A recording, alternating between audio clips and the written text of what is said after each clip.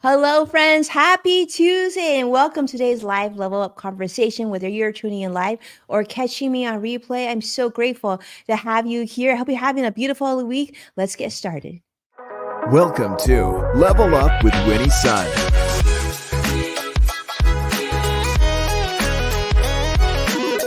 Market update. Speed round. Award-winning financial pro.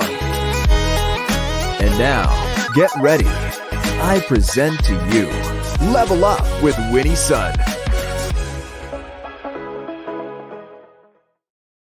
Hello, friends. I'm Winnie Sun, your host and award-winning financial pro, a Forbes contributor, and a CNBC council member and contributor as well. We're streaming here live on many different social media platforms. So thank you so much for making the time to be here today. Jump in if you don't mind and say hello, introduce yourself. It is truly an honor to be here with you right now. Now, we know the market hasn't closed yet. So before we jump to my very special guest, today's special episode, you're not going to want to miss her. She's really going to be someone that you're going to love spending the afternoon with today.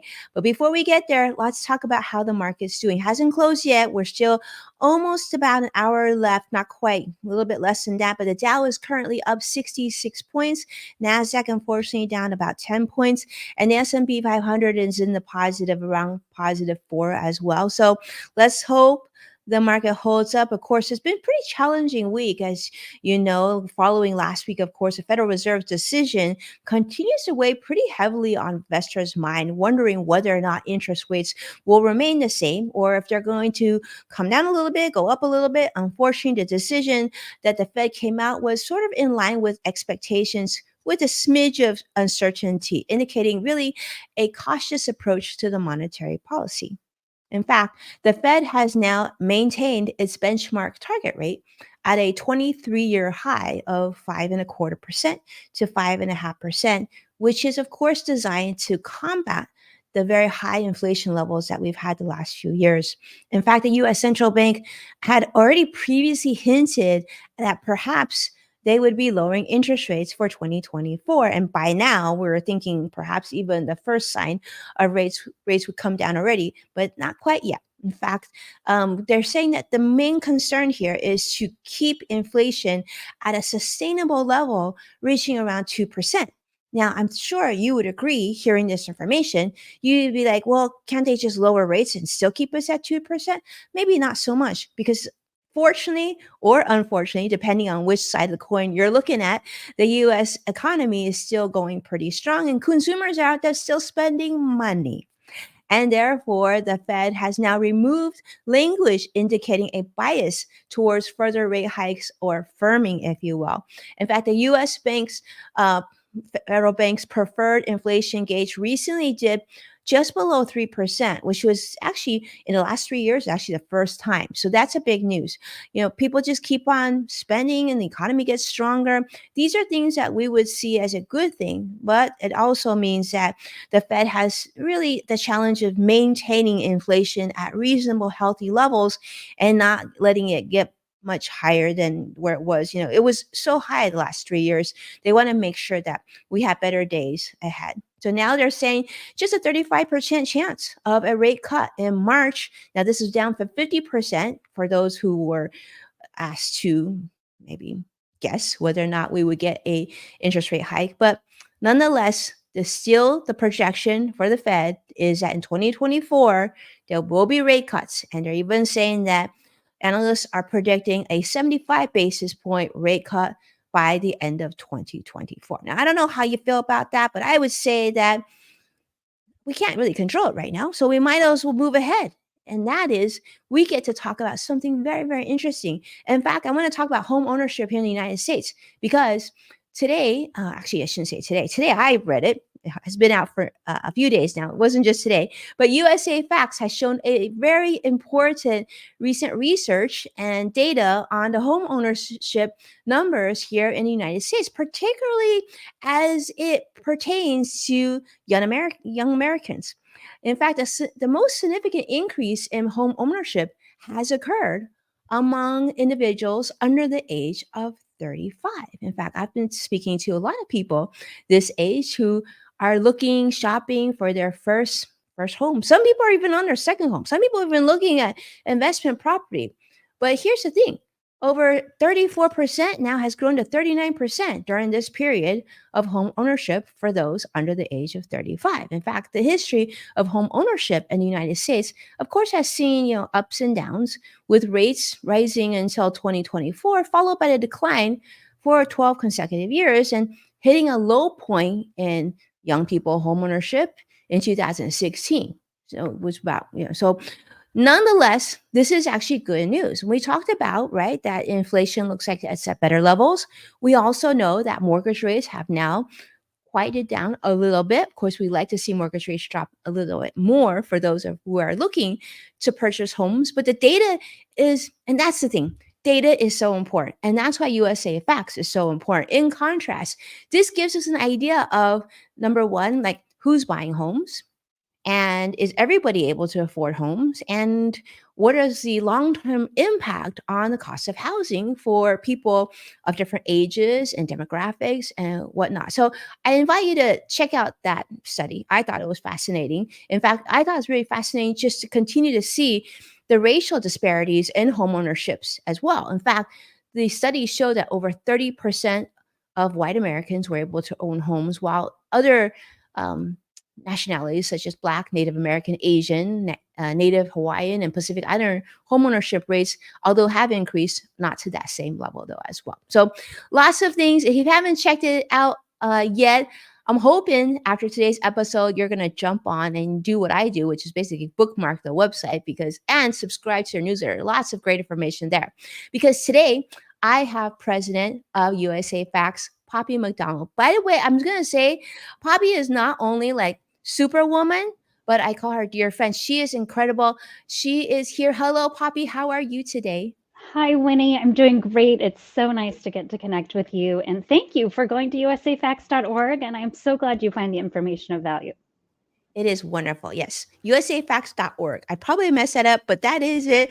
Definitely search for it and bookmark on your website.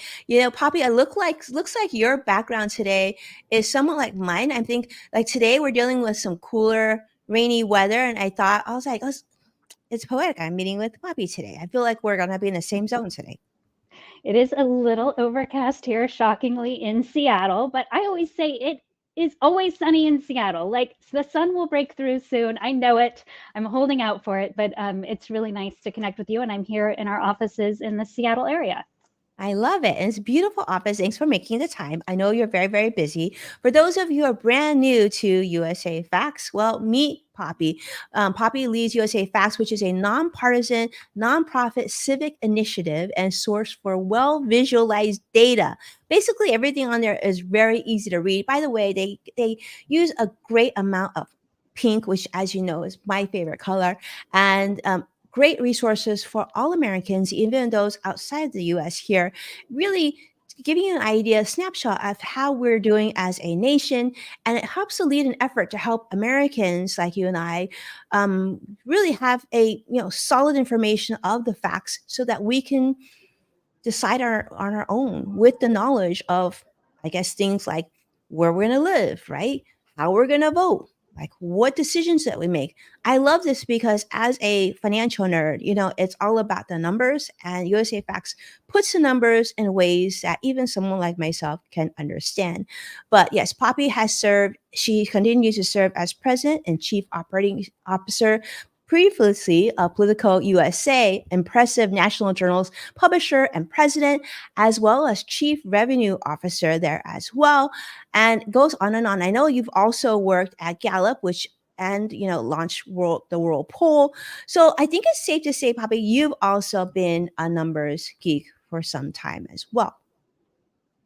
I love that. Yeah, I love data. And I think as you try to make sense of what's happening in this country, or what's happening with your business, or what's happening in your home with your own personal finances, the data really gives you an accurate picture, and is very straightforward. And so as we looked at government, it is really hard to get access to the people's data. And Steve Ballmer found that out himself when he was trying to do more to help lift people out of poverty. And he wanted to go to the numbers. Having been CEO of Microsoft, he wouldn't make a decision without looking at data. And he realized that data is not accessible from the government. So at USAFacts, we go to over 70 sources of government data. We bring it all together and not only do sort of that gritty hard work of like cleaning and making the data understandable, but then we take it and make it, we hope, accessible to people by putting it in simple data visualizations, by relating the data to issues that they're tackling right now, and by writing content and just explaining it in a way that makes it accessible to the public. I love this. It's so important that we have this information. Speaking of Microsoft, you're in like Microsoft's backyard right now. I Yeah. see a lot of that technology in your background as well. This is so true. I think a lot of times we'll receive data and we will feel sort of overwhelmed. But I want to share this with you, all of you as well, because I know a lot of you watching. I see CrossX Fighter joining us on YouTube. I know a lot of you watching are also big creative content creators. And one thing that USA Facts does that I love personally is that their graphs and their data, a lot of it can be shared. You can embed their graphs into, like I've done so for articles or different types of content. This is powerful stuff that at the end of the day, it's something that doesn't change. The numbers don't change, right? The collection of the information is important so that we can understand it, but it's not a political thing. It really comes down to black and white. So that's what I want to talk about today, Poppy, if you don't mind. I have some questions prepared and I'd love to ask you. And I'm going to start with this. Like, how does USA Facts, do you think, play a unique and sort of innovative role in sharing public data? Because we know it's all over, right? The government produces all this data, but what makes your platform different? I think what makes usafacts.org different is that we know there, as you said, there is a ton of information out there, and it can be very hard to sift through that information. So you're looking at all of this content, you're listening to, one station and then an anchor on another station, you're listening to one politician that's the incumbent and somebody running against them, and you're getting sometimes two conflicting pictures of what is going on in this country. Should I be worried? Should I be concerned? And what USA Facts does is provide simply data. We're nonpartisan. And so our goal is just to make the data and information accessible and to let people judge for themselves by the numbers. Is the country headed in the right or wrong direction? And by the numbers, how are their kids faring in schools? And are they happy with that? By the numbers, is their community safe? And how does that compare to the country? What is happening with immigration by the numbers? So we look at these kind of hotly debated topics where people are coming out on very different sides of the issue, and we just provide the data and then let people decide how they think the country is doing and advocate for the change that they want to see. And we hope that that grounding in the numbers really helps build not only transparency, but trust. Okay, I trust this is what's happening by the numbers, and now I feel more empowered to understand what this means for me and how I may want to vote or change I may want to advocate for in my community. I love that. It's so powerful stuff. I mean, I know like you and I are both parents. We have kids that go to school and they're being taught a lot of things about history. And of course, but this is current information, this is current data. And it's from all these different sources and most of them government sources, right? And let's talk about that. I mean, for those of our elected officials in Congress in particular, right? You would think they would have this data in front of them and maybe in forms that is accessible to them, but perhaps that's not. I guess that's more of a question is, what's been your experience? Because I know that USA Facts has now started initiatives of directly working with our U.S. Congress. Exactly. We have been working with Congress, people on both sides of the aisle, and because we think, yes, the people need to be empowered with access to data, the people in this country, and so do our lawmakers. We think we can have a thriving democracy if our lawmakers have access to data and if they can root decisions about legislation and understand is it working or not based on what do the numbers say? What does the data tell us? And so I've had the opportunity to testify before the Committee on the Modernization of Congress about what would it be like if rather than just estimating how much is this going to cost, we asked lawmakers when they're crafting a bill to say, what is this legislation trying to do? And what is the data it's trying to move? And then how will we measure if it's successful? And that way we won't decide, I don't like that legislation because it was passed by that other party. It'll just simply say, did this legislation work by the numbers? And so we think there's a lot of opportunity for Congress to be able to legislate by data, and we know there's an appetite for it. And so we publish a report that is annually that looks at, by the numbers, what is happening in this country on major issues. We went and interviewed 50 people on Capitol Hill to say, what are the issues that are Congress needs to make decisions about this year. So you can imagine it was things like immigration, like housing, like jobs. And we pulled that data together so they could understand where are we as a country, how has that looked over time, and what are the opportunities. And we've been delighted at the reception. We meet with people from both sides of the aisle. And at the end of the day, we think they do want data. They want it from a nonpartisan source, and they need a little help getting access to it. It is technically publicly available data. It takes a lot of work to make it accessible. And that's really where USAFacts comes in to be a helpful partner. Well, let me ask you this, Poppy. I guess we wish we were in the room with you during these discussions. Are there certain areas you could share with us that you think that really maybe you found that they were gravitating to? There's certain areas or certain types of data they were like, wow, this is exactly what I wanted to learn about. Yeah, I think sometimes it's things about what their constituents are experiencing. So they may be hearing, gosh, it feels like it is harder to buy the things I used to be able to buy. Okay, well, they know their constituents are feeling that. What do the numbers tell us? So we look at things like, okay, the middle class 20 years ago versus the middle class today, they actually are making less in market income. And to be in the middle 20%, so we say the middle class is literally the middle 20% of the population, it takes less income to be in that middle 20%. They are paying less in taxes. They are getting more benefits from the government. So we look at overall, how is the middle class faring? And then we also look at things like housing, where we know 51% of people in this country are burdened by the rent they have to pay for their housing. And burdened means they're paying more than 30% of their income toward rent.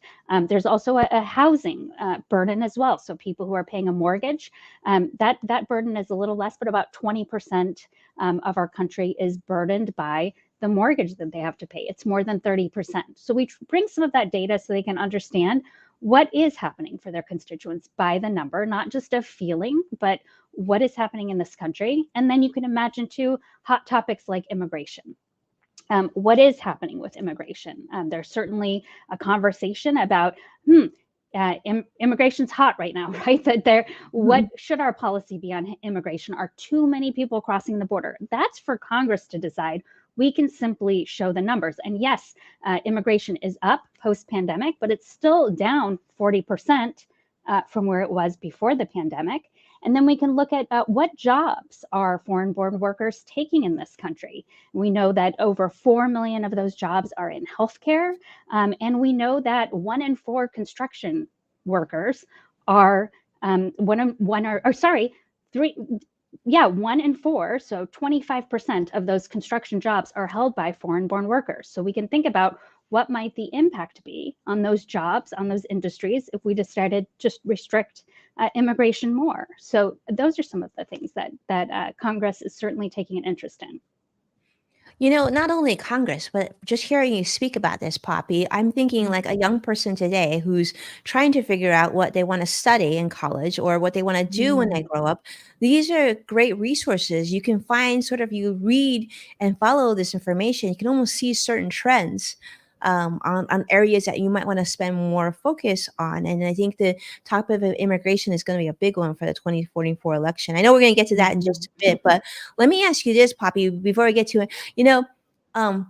Obviously you're very, very talented. Your background is so impressive. You could have done anything. What attracted you to public service? Yeah, so I have had this, my career, I've been in different fields, but it's all been about transparency of information and a fundamental belief that I hold that people in this country deserve transparent information about what is happening in their country and how this country and how their elected leaders are or aren't working for them. So I would say that was true when I was on Capitol Hill, and making that information accessible to constituents, to when I worked at Gallup and taking polling data so that people's opinions and views were accessible, to working in media and making that information accessible. And USA Facts, I feel so lucky because I don't know of anyone who's working to make government data accessible to the public and who's doing it with no profit motivation. We're simply doing it because we believe the public deserves access to that data and information. And I was really excited about the opportunity to lead an organization like that. Leading an organization, working with nonprofit efforts. This is a beautiful thing. You know, one thing we talk about it a lot is that everyone's concerned about misinformation. You know, the whole Twitter now turning to X.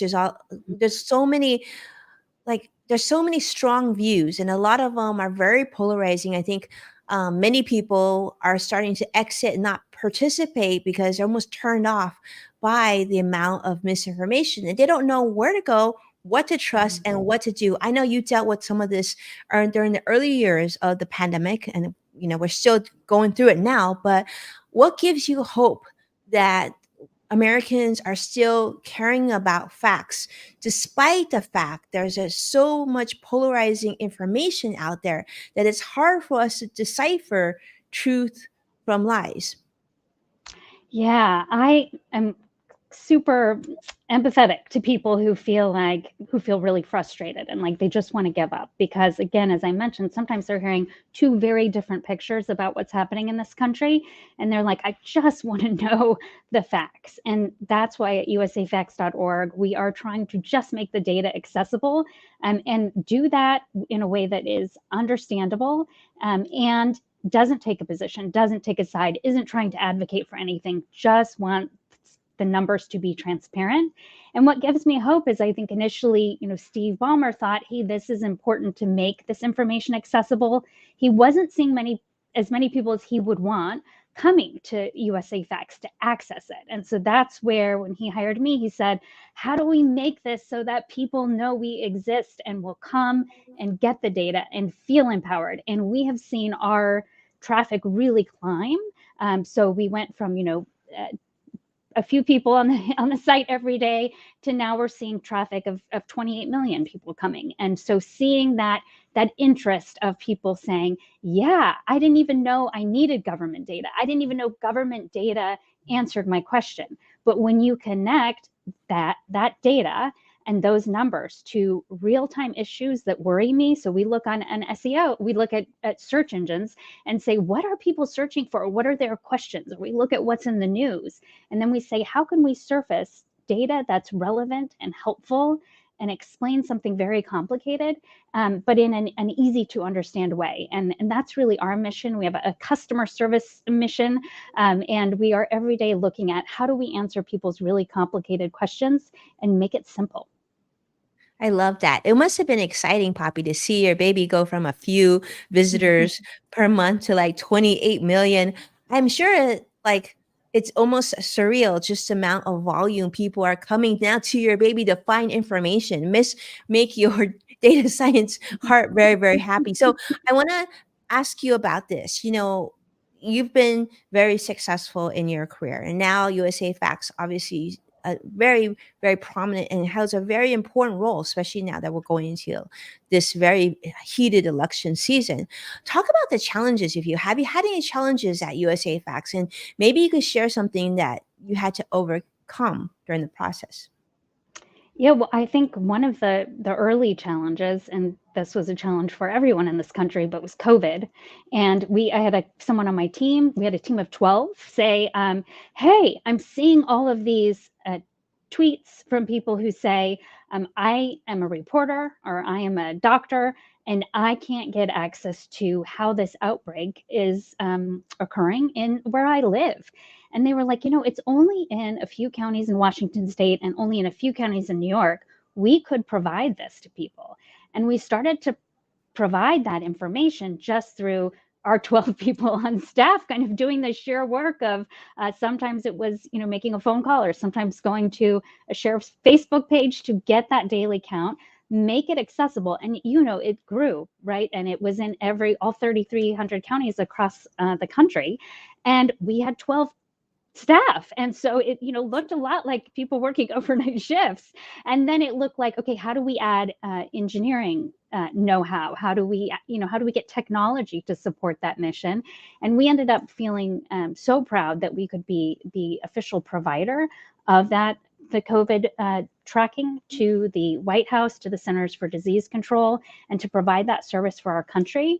And I think more importantly too, it really shined a light on why it's important that we have data standards in this country and a mechanism for sharing local to state to federal data about what's happening in this country, whether it's a pandemic or whether it's about affordability of housing or quality of schools. Like, that is data that should be available to citizens and not just in the time of a crisis. I think that's a great example, and it's so true. But without knowledge, we don't know, right? We don't know what's happening in our backyard. We don't know of the cases of COVID, or how many people are in a neighborhood that don't have certain resources. And that data is really powerful, I think, for those who are making those decisions, but also us as individual families. And just having knowledge is power. I love that. Let me ask you this: when you think about USA Facts, what does success look like for you? Oh, that is a great question. So when I think about what does success look like, our mission is to empower Americans with the facts.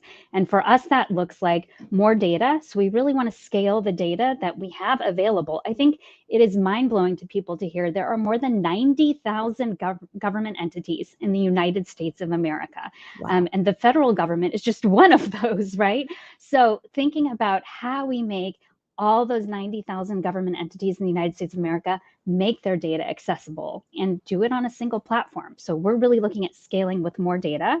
We want to make it more accessible. So we're constantly thinking about what are those questions Americans have, whether that's tied to an election or whether that's tied to things happening in their lives or in the news. How do we present the data in a way that's factual and understandable in just the numbers? And so how do we visualize it? How do we put some content around that so it's understandable? And then we also want to make it more consumed. So we want to reach people where they're at. So that could look like being on TikTok. That looks like a great visualization on Instagram. That looks like doing interviews with people like you, Winnie, who we know have a following of people who care very much about the numbers and follow the data. And so that's really what success looks like to me. I love that. Well, for those of you who are watching, I know many of my friends who are in the media are watching this. This is a really, really important topic, because this is also the 2024 year election year. So those of you who want more data, definitely reach out to Poppy and her team, because they have some incredible information. For those of you, of course, who create content like I do, definitely give it a look, because I try to pull some of their infographics and their graphs and charts. Really, really powerful stuff. Well, we got to talk about that, Poppy. The 2024 election, obviously a big, big year. And regardless of who our candidates will become, I think many people have speculation.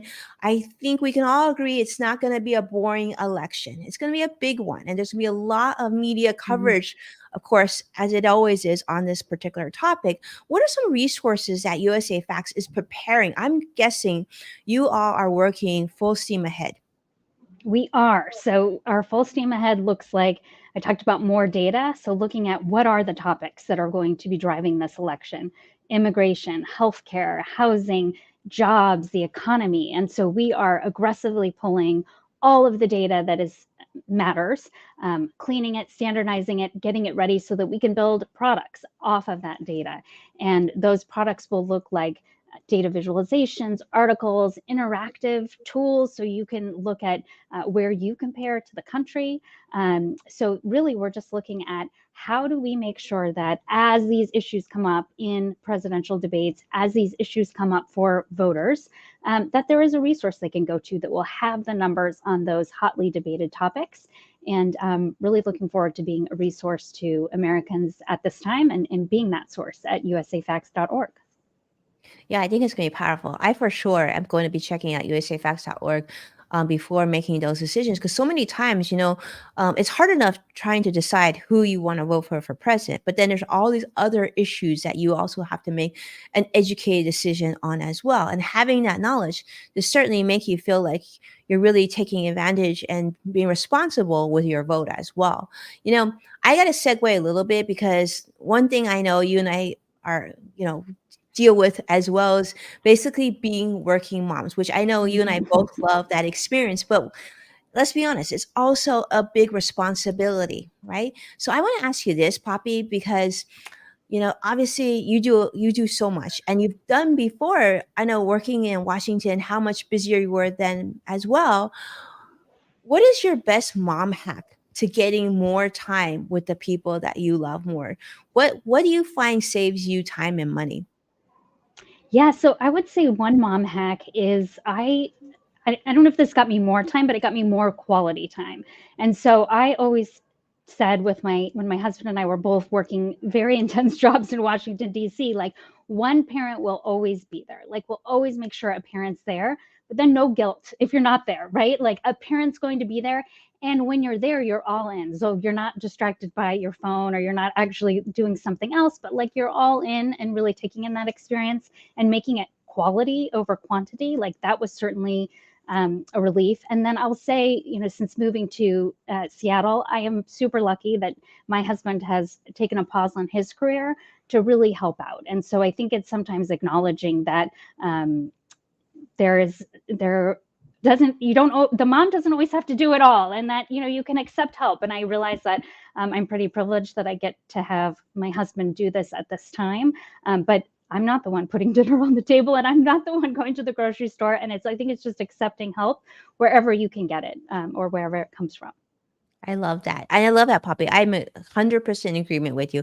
It's impossible for us to do everything. I will share with you, Poppy, some really good advice I read. I actually think I read this from one of the mom contributors on Twitter. They said, if you're, anything you're not doing. So if you're not doing the dishes, if you're not vacuuming, maybe your spouse, like my husband, let's say my husband's doing dishes. Mm. However he does the dishes is the most perfect way to do dishes. And you just smile and you just say thank you and give and and don't make any comments. That I think has been such great advice. All right. Speaking of advice, I want to ask you this, Poppy. I couldn't let you go without asking you this. The best professional advice that you've ever been given. Can you share with us what it is and who gave it to you? Yes, so this may strike you as it struck me as odd because I received it in a for-profit revenue-oriented company, but I loved this advice from the chairman of the company, which was he called it a spirit of generosity. And so he said, when you're interacting with a customer, think about what is the value I can provide? How can I exceed this person's expectations? And don't think about the dollars as being attached to it. Like the money will come if you provide the value, but first think about providing the value. And I think that is the most important advice when you really think about putting the customer first. And if I serve the customer, like the business will grow and thrive. And it was counter to sort of what I thought business was about. I love that. Actually, it reminds me a lot of the spirit of Tony Hsieh, who is a CEO, past CEO of Zappos. Said it was sort of like that, delivering happiness. I love that. All right. Well, I think, Poppy, it's time for speed round. Do you feel ready for this? I feel ready. I'm going to have to run soon because I've got a meeting waiting for me. But yes, we'll make it speedy. We'll do well.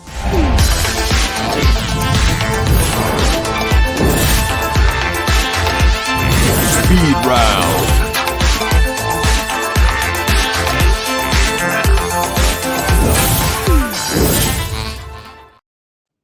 We'll make this fast because That Poppy's was got to run. fun. So talk about speed round. This will be speedy. All right, Okay. Poppy, one question and we'll let you run. And that is this. Okay, so we're going to pretend power outage has occurred now in Bellevue, Washington. It's the Wednesday before a long weekend or a break for your kids. The Clippers aren't playing, so you don't have to worry about that. You've been emailed 4 round trip tickets anywhere in the world. What do you do and where do you go? Ooh, for a long weekend, this is probably maybe it's a lot of people's, not the most creative, but Maui. I'd love to go just spend 4 days in a place that I find to be really special and beautiful and so relaxing and calming. And I think Maui can really use our support right now. So that's the place I would go. I love it. I love it. I'm sure they would love to share their aloha spirit with you. Thank you so much, Poppy. It was truly a grateful to spend some time with you. I know you got to run, but I thank you so much for being our show and being part of the Level Up community. Of course, those of you who are here with us as well, definitely give us a like and subscribe, and then of course give usafacts.org a follow and subscribe to their newsletter. Great information right to your email box. Thank you so much, Poppy, for joining us today. For those of you who, of course, are still here, let's go ahead and give you the numbers once again. The market hasn't closed yet, but the Dow is currently up 55 points. NASDAQ is down 38. S&P 500 is down less than 1. We've got about 20 minutes left to go on the market. Thank you so much for tuning in, to being here with us. Thank you so much for Poppy had to run, so we'll say goodbye to her next time, but we'll definitely have her and her team back shortly. Of course, watch full episodes of Level Up with Winnie Sun. Check out NASDAQ, Amazon Fire, Samsung, LG, Roku. I've got some new content coming out that I can't wait for you to check out there as well. And of course, if you do share this show online, just like Joshua has, CrossX Fighter on YouTube, and many other friends, Vicky on Facebook as well, please tag at Winnie Sun to show your support so I can probably thank you on a future episode. With that, to dive into deeper content, check out Yes Factor with Winnie Sun on the Apple Podcast or anywhere else that you tune in. I've also got new episodes coming out there too, so I'm excited to check out and see how you feel about that. But with that, have a beautiful week. I'm definitely coming back. We've got a lot more programming scheduled for you this week. And of course, we've got In the Loop on Friday as well. It's going to be a fun week. Thank you so much for tuning in. I appreciate you. Be well. See you soon. Bye-bye now.